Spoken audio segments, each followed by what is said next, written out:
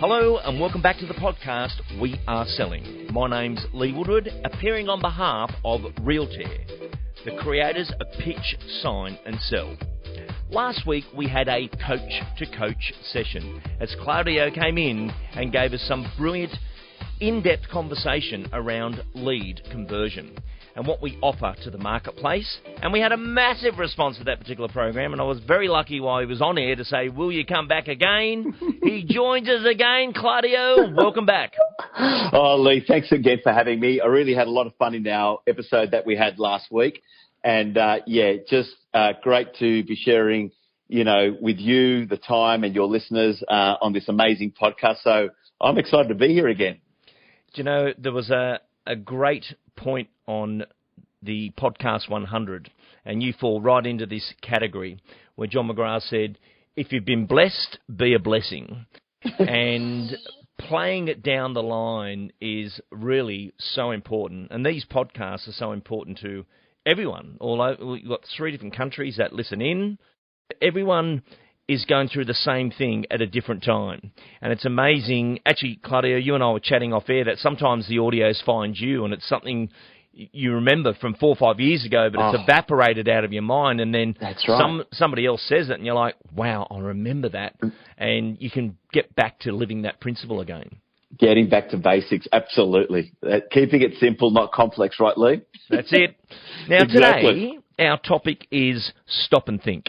Claudio, you brought to our attention in the producers of the program that challenging our prospects and making these people act or think or stimulate. I think listening is nothing more than stimulating someone to think, stuff it, let's go ahead. You've got me all excited. But take us into stop and think. What have you got? Yes. I suppose I really got understanding the concept of, when we want to get our clients, our prospects to stop and think, being a buyer, being a seller. And I remember a few years back, it was during COVID actually, so we're going back about 3 years ago. We're all locked up, and while we were all locked up, we all had a lot more time to do some simple things such as reading. And I picked up a great book. It's called The Challenger Sale, and it was written by Matthew Dixon and Brett Adamson, and they talked about the 5 personalities in salespeople. And this is just general salespeople. They could be selling fridges at Harvey Norman or they could be selling cars at BMW. It doesn't really matter. But he talked about these 5 personalities. I got really interested in understanding these personalities. And one of the personalities that they spoke about, that the salespeople that are actually the most successful are what they call the challenger salespeople.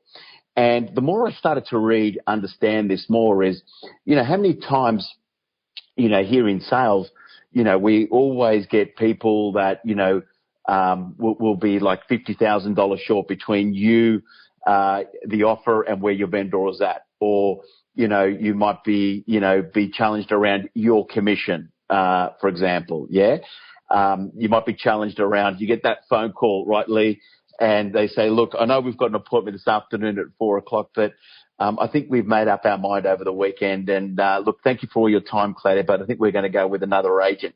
And you've got that little window of opportunity to maybe challenge them. They're throwing a little bit of heat on you, and they're asking you to dance in the fire. Why don't you jump in the fire with them, except make yourself a little bit more fire protective than them and dance? Because, Lee, I think people want to be challenged and people need to be challenged.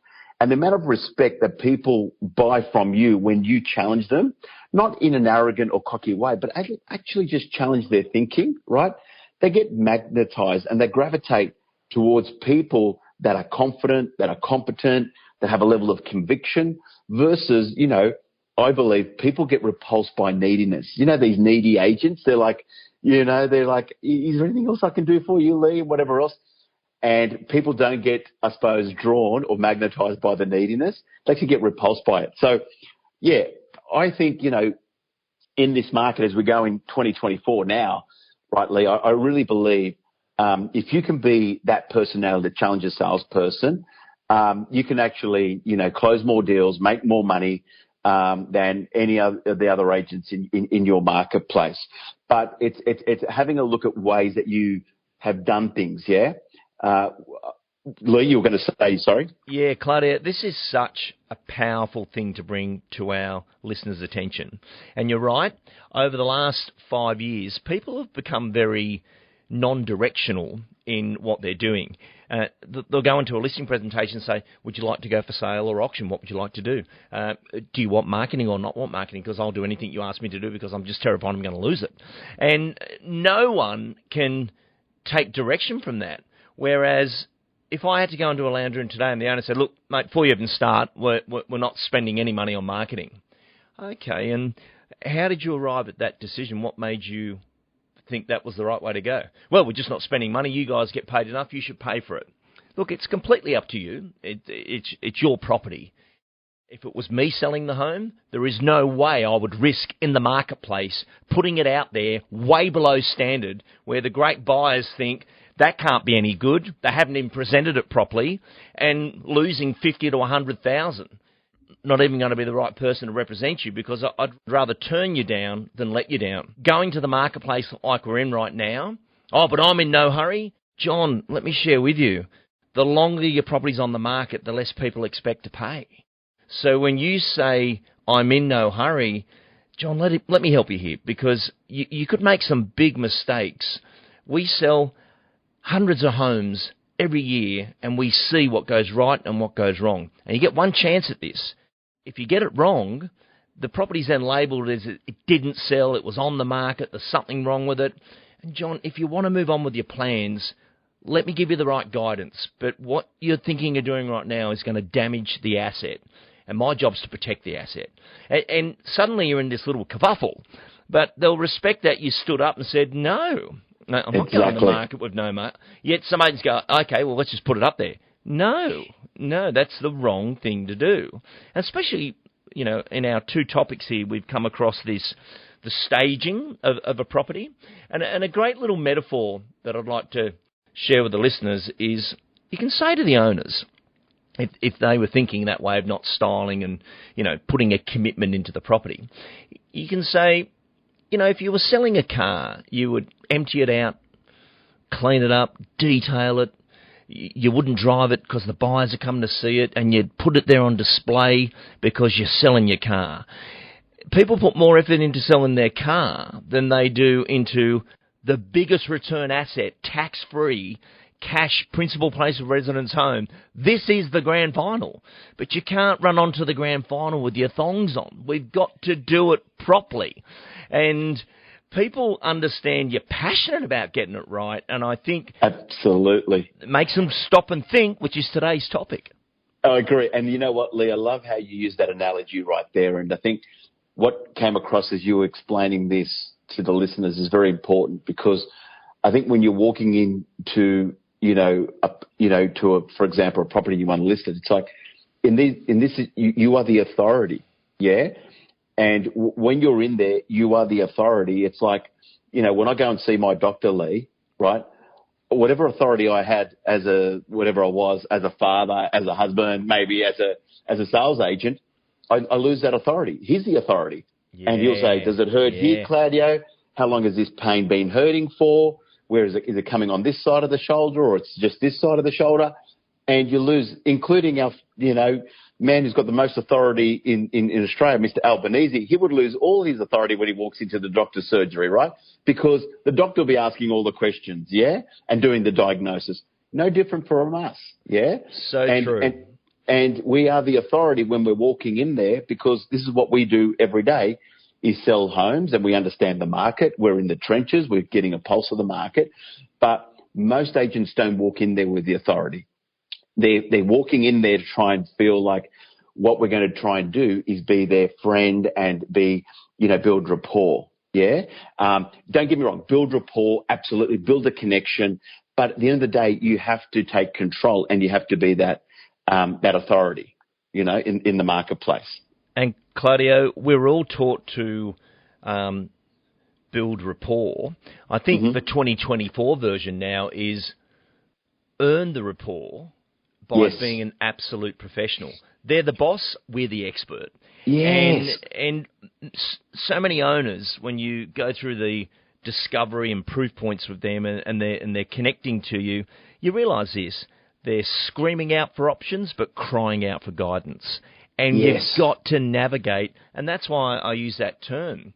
You know, we're property advisors. We're advising you on price. We're advising you on marketing, styling, and the timing, method of sale, what options are available.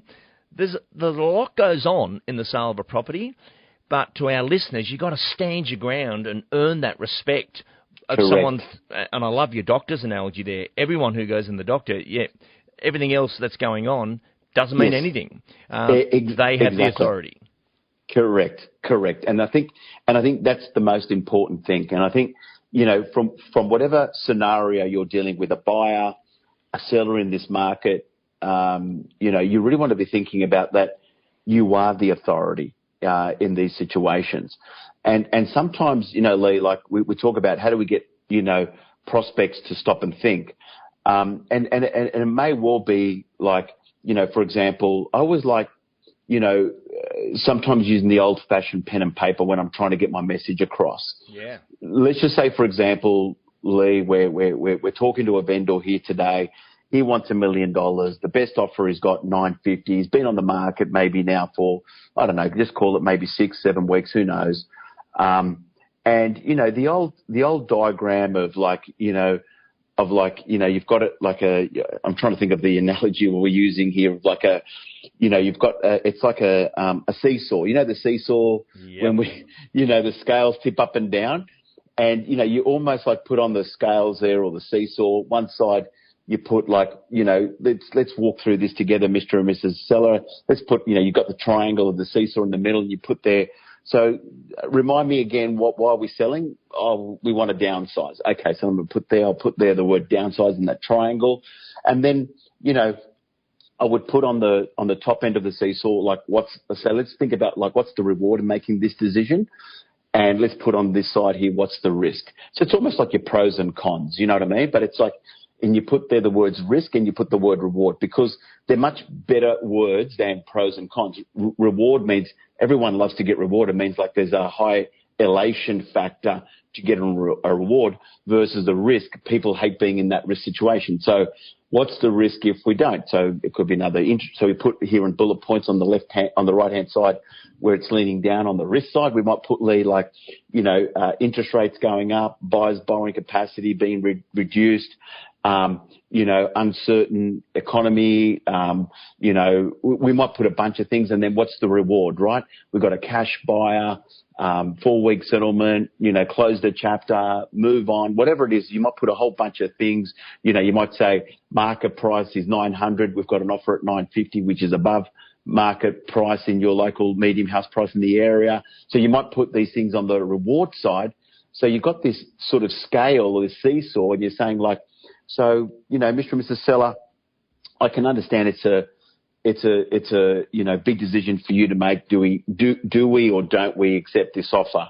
So what we could look at here is think about, for example, you know, what's the upside or what's the downside or what's the reward in this decision and what could be the risk if we don't take this at this decision. So let's go through it together, you and I. But Mr. and Mrs. Seller, let's work out exactly what's the outcome here. The reason why you're selling. Always associate back to, you know, the reason for the selling, the emotional connection for selling. It's downsizing. It could be a separation. It could be, you know, financial stress. Who knows, right? But you bring them back to that association into that middle of that triangle, and then you've got that balancing risk and reward with the seesaw on the top there, that line. And by doing a diagram, I always say this, where my pen goes is where their gaze goes. And where their gaze goes, Lee, is where their focus goes. And sometimes I get agents going, but yeah, Claudio, I say that. I'm saying versus drawing, right, is going to have a different result in terms of getting your message because the simpler it sounds rather than complex when we do audio versus visual. By doing a visual, it's super more interesting. It's more believable. And it's actually going to be a little bit more powerful in the way what you're trying to say around for them to make this decision to say, let's take the offer, look at all the reward, look at there's so much upside to this than the downside if you don't. Couldn't agree more, and that was so beautifully explained. And what you're doing there in that explanation is allowing the customers to gain visibility. And because when they think they can just say no and remain the owner, which they can. Yes. And actually, Claudio, one thing I love teaching agents is the owner's the highest bidder. And what I mean by that concept is you say to the owner, the property you have now, you can always say no and remain the owner. However, I need to point out that, let's say I get you an offer of $950 and you say no. That makes you the highest bidder. You've just bought it because the other person's going to buy something else and you can't release the asset unless you release it onto someone. So would you really pay over $950 for this property right now in this marketplace and stay here? Because that's what you're about to do. And when they realise they're the highest bidder, and they've just bought it back, and there's no stamp duty this time round, but enjoy living here because you're going nowhere.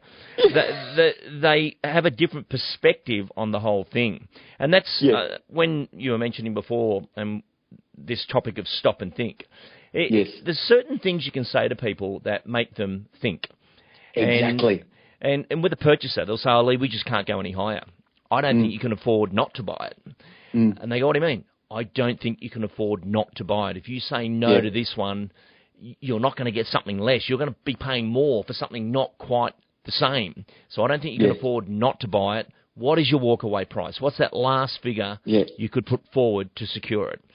And it just makes people stop and think. But I love how you brought this topic to us today of challenge our prospects. Exactly. Or you could actually, just on top of that, I think we're on a bit of a roll here, Lee. You could actually say to that same buyer and saying, well, you know what, Lee?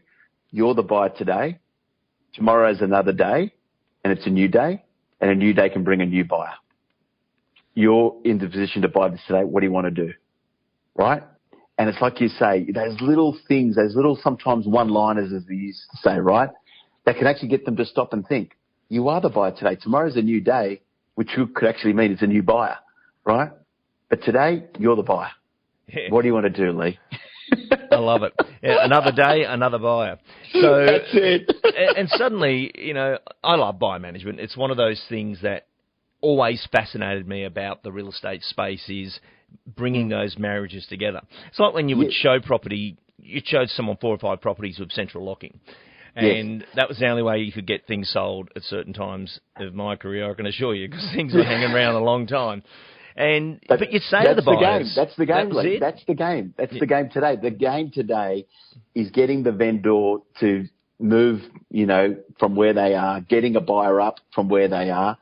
And I find that so much rewarding in an environment in the market that we work in where it's a little bit more vulnerable, a little bit more challenging, but this is where what we're here to do. This is what we're doing, is bringing a buyer and seller together and allow to provide a different lens to a vendor, provide a different lens to that buyer in the marketplace so they can see things a little bit different, right, than what they're currently seeing in front of them.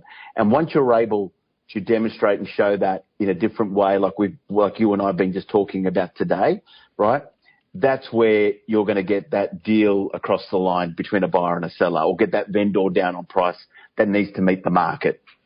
I love that. And that was one of our big topics of 2023 when we changed the words to the owner where we say, Mr. and Mrs. Seller, we need to improve the price.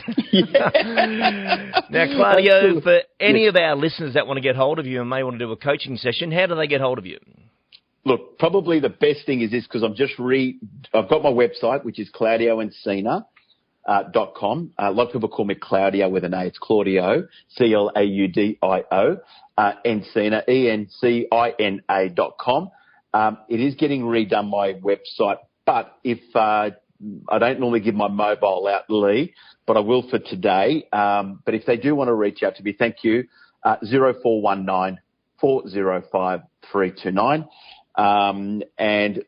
Lee, that's probably the best way, just while we're sort of transitioning websites over the next 4 to 6 weeks and our inquiry page isn't working because I've had a couple of things happen just in the last week. So I don't want to make sure that if people want to reach out to me going, this Claudio guy talks a lot, but he's not getting back to me because I've filled an inquiry form and I haven't got it. So I'd rather you maybe ring me on or text me on that number that I've just given out.